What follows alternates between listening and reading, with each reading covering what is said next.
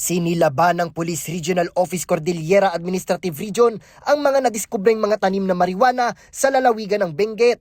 Sa isinagawang marijuana eradication ng pulisya sa Barangay Badeo at Barangay Takadang Kibungan at Barangay Gadang Kapangan, nadiskubre ng mga operatiba ang higit 20,000 fully grown marijuana plants at higit 23,000 marijuana seedlings na nagkakahalaga ng 6 na milyon at 10,000 piso.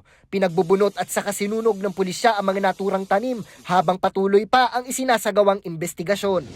Arestado ang 2 most wanted person city level sa operasyon ng pulisya sa lalawigan ng Bulacan. Alas 11:30 ng umaga nang madakip ng Bulacan Police ang isang lalaking suspect sa Barangay Graceville, San Jose del Monte, Bulacan. Ito'y sa bisa ng warrant of arrest dahil sa kasong act of lasciviousness.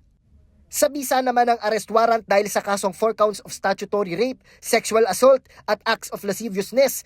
Nadakip ang isa pang lalaki sa Barangay San Rafael 4, San Jose del Monte, Bulacan. Nasa kustodiya na ng pulisya ang mga suspect para harapin ang kani-kanilang mga kaso. Timbog ang isang individual na sangkot umano sa pagbebenta ng ilegal na droga sa lalawigan ng Rizal. Pasado alas 6 ng gabi ng ikasa ng Antipolo Police ang buy-bust operation na nagresulta sa pagkakadakip ng 2 individual. Nasamsam sa kanila ang 2 sachet ng hinihinalang shabu na may bigat na 26 na gramo at aabot sa higit 176,000 piso ang halaga. Mahaharap ang suspect sa kasong paglabag sa Republic Act No. 9165 o Comprehensive Dangerous Drugs Act of 2002. Nauuna sa balitang totoo at laging bago. Japr Regala, alauna sa balita, Congress TV.